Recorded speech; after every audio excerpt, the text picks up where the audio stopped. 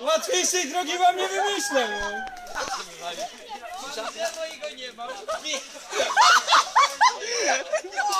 no proszę mnie nie brać.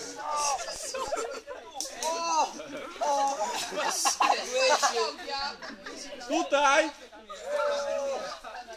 Czekamy na was. Oj!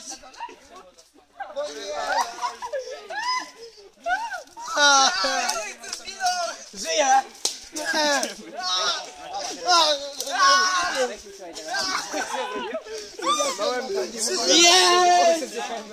Tutaj, tędy.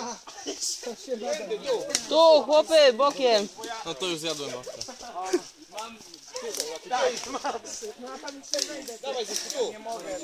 Ale mi czysto!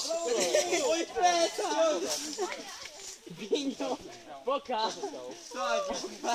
Tutaj, ej, chłopy, tędy. No chyba nie. Mamy kontuzję. Poczułem nagle takie mocne... Masz podparcie, zaraz to zrobię. Białe. No nie mogę, bo i w oczy...